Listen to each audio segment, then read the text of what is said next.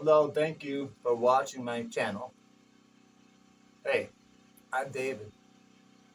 My channel is Montana Wildcat. We're going to be talking about something very important to you and for your life, especially if you feel like you've been totally sucked dry by life. I have known so many people, almost everybody I know, um, love their limitations that they put on themselves. They're addicted to their limitations. I'm guilty of it too sometimes. It's like, for instance, I've worked a hard day. Yeah, I still have energy, but I say, you know what? I've worked a hard day. I don't hurt, but I'm going to go ahead and have a siesta, call it quits for the day. I just put upon myself a limitation. Now, we all have to chillax, but I've learned over the years how to chillax while I'm working. And I do a better job and I don't get injured. And I'm talking about real work, you know, sledgehammer to concrete work, getting dirty, doing automotive repair, just greasy, head to toe, greasy. You know, that is the kind of stuff that can make you go nuts. I know when I was changing my leaf spring on the truck, I didn't dare do a video on that. All you'd hear, all you'd hear out of my mouth is bad words, okay? But usually it's not like that. Usually it's, I'm limiting myself. How are you limiting yourself? And what limitations are coming in your way? Let me give you an example. Thinking to yourself that you don't need to be comfortable is a limitation. Right now, I'm not sweating. A lot of times, if I'm talking about an issue that is, I don't know if you want to call it provocative, but angering for me, I prefer to stand up because it's something that's provoking me, like injustices. A lot of people have anger issues because of injustices in the world done to them, or it could even be guilt because of their own bad acts. But how are you limiting your own life? Is it your job? I mean, a lot of us have low standards. Like, I'm okay with this job. It's okay. I'm okay with my spouse or, um, boyfriend, girlfriend. Your standards are too low. Let's talk about self standards. How high are your standards for yourself?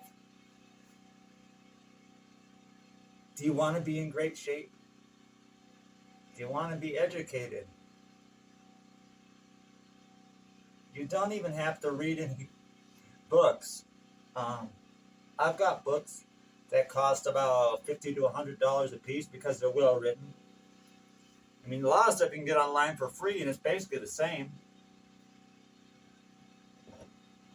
But yes, a lot of us have depression or anger management issues, or maybe even bipolar or drug use because we're limiting ourselves.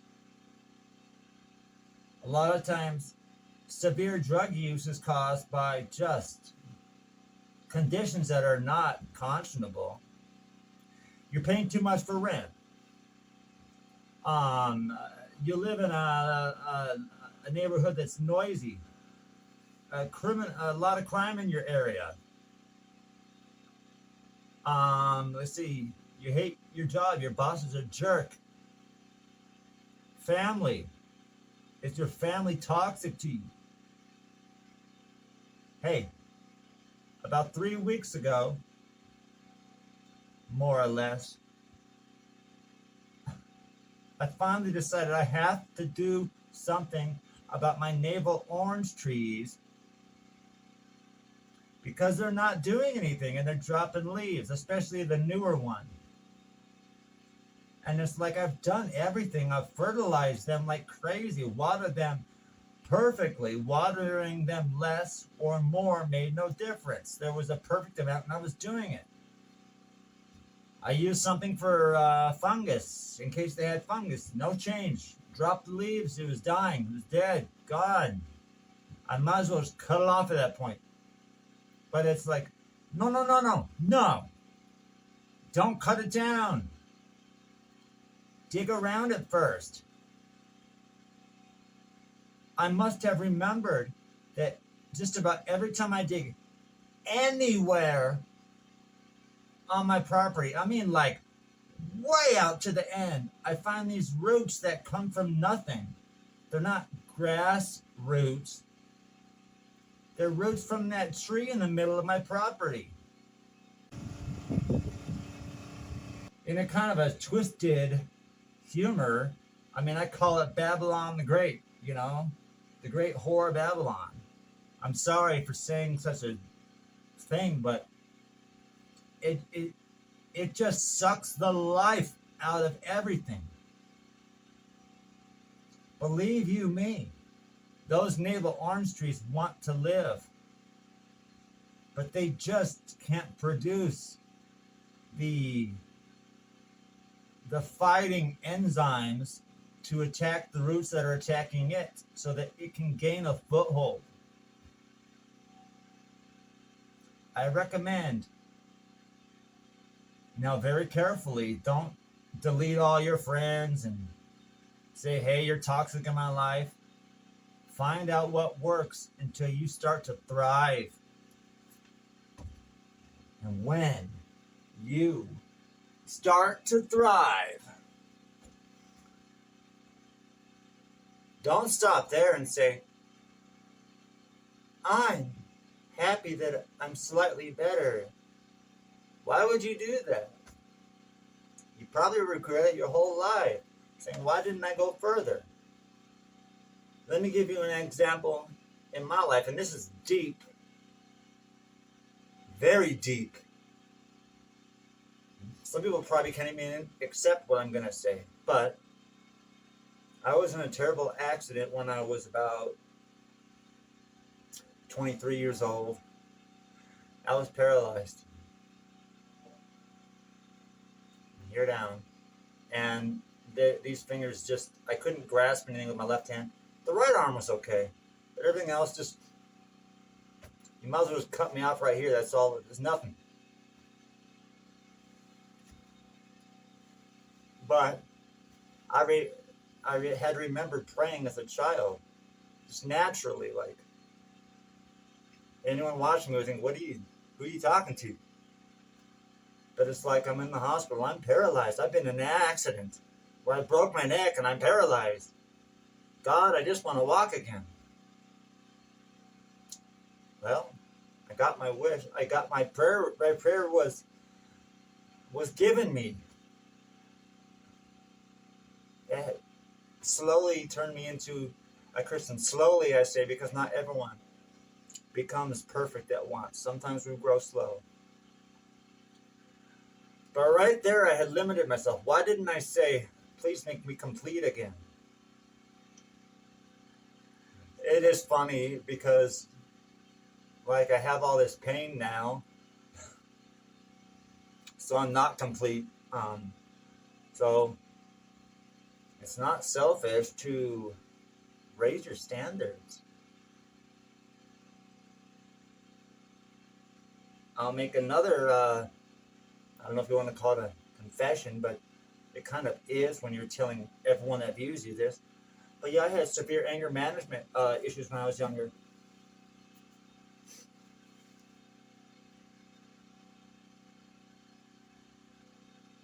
I was actually opposing limits on my ability to seek out justice, real justice. Vengeance isn't justice. That's eye for an eye, tooth for a tooth, and so on. What's that? That's what animals do. The justice was turning whatever had gone wrong into something right and seeking out solutions for continuous injustice, like government injustice. Your family might be abusive, that's injustice. I don't know how you can fix that. You might have to find some good friends and stay with them and have them be your family. But if you believe in Almighty God and His Son, Jesus Christ, your friends will be the church, the real church. You be careful. There's a lot of churches out there. They're usually really big and very loud, and I don't know how much luck you're going to have with them. So, that can be a replacement for your toxic family.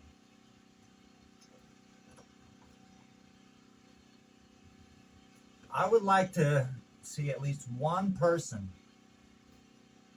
that views my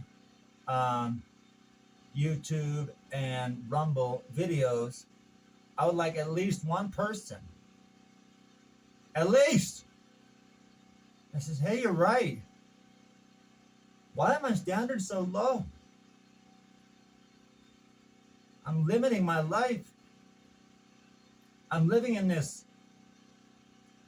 rental for probably till the day I die, probably of heart disease, which is the number one killer. It's not drugs or car crashes or whatever the government wants you to believe it is. It's basically overeating and not exercising. Diabetes causing heart attacks. One of my best friends I ever had, I had two friends named Chris that died. The older one, Chris Van Leer, died because he went in for surgery for his heart, and the bypass, they didn't do it perfectly, and he went home and bled internally and died.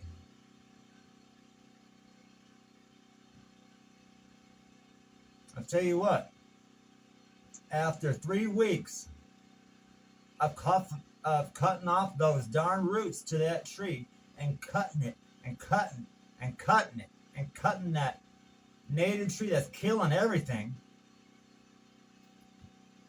they're thriving. I mean, like, bam! It's already producing little flowers.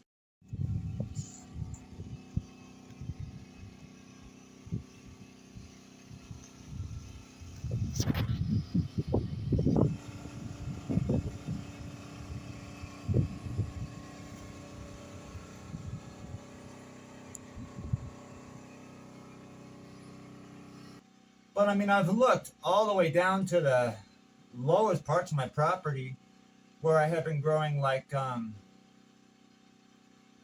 potatoes and garlic and onions and some poppy flowers.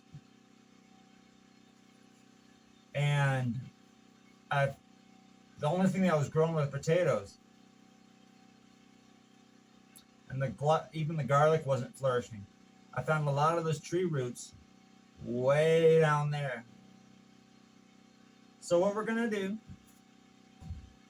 is lop off the rest of the large branches that are about yay big around.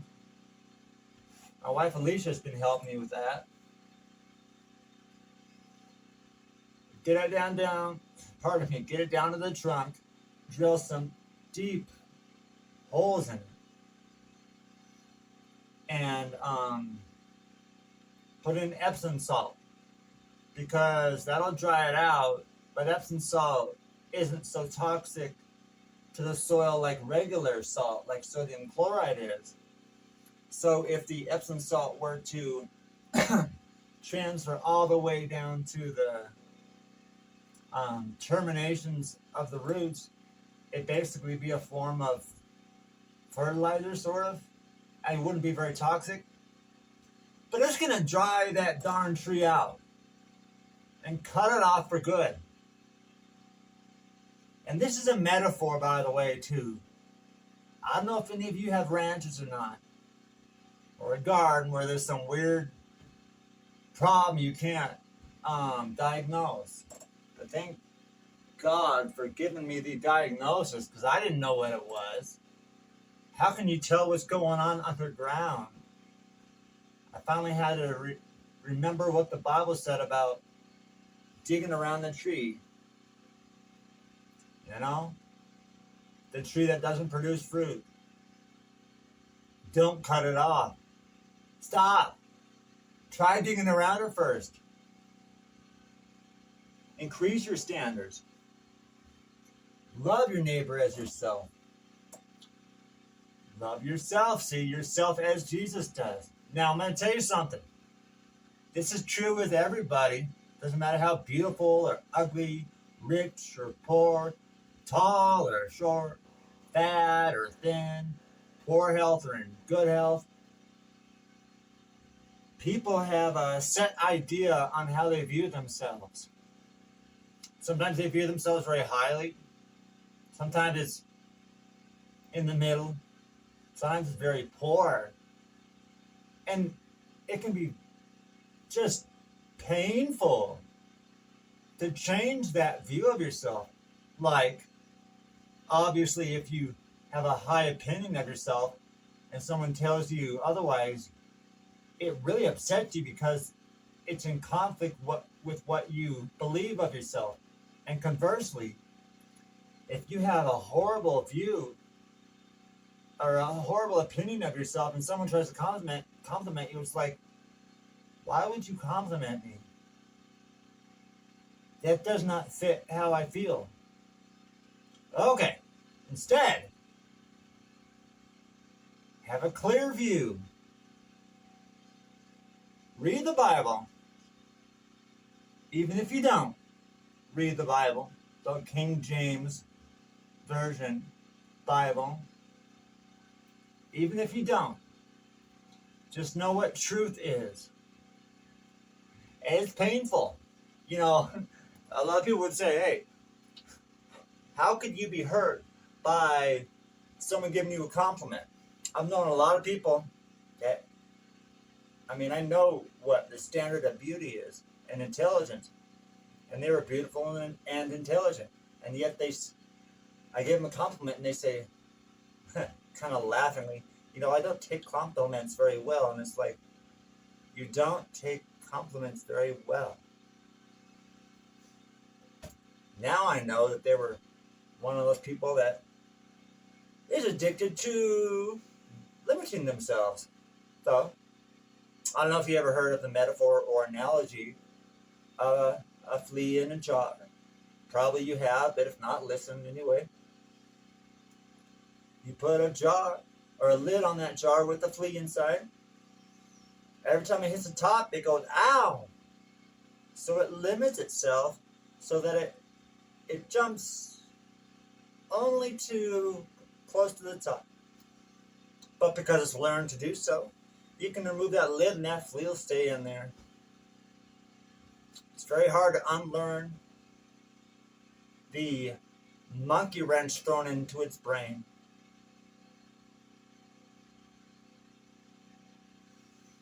You're supposed to pray in the closet, but I guess this time I'm going to pray for you guys that you find that monkey wrench and pull it out. In the name of Jesus, Son of the Most High God, for real. I don't know what limitations I'm putting on my channel.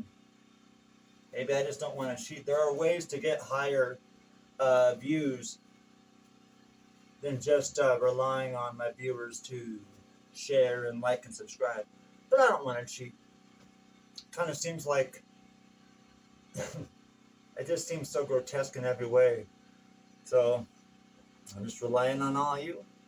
Share, like, and subscribe. Donate. Unfortunately, I mean, besides you got your support, what I've received is a lot of people trying to scam me on Facebook. Thank you, Zuckerberg, for Facebook. But anyway, I hope I've been of some help. It's totally the truth. It's totally what's helped me out. This has been David. Hey, I'm here for you.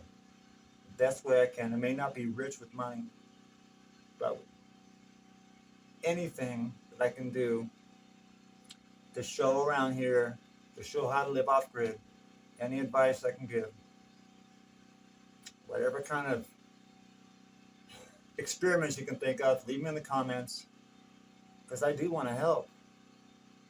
I want to help millions of people. So thank you very much. It's been Montana Wildcat. God bless you. Bye.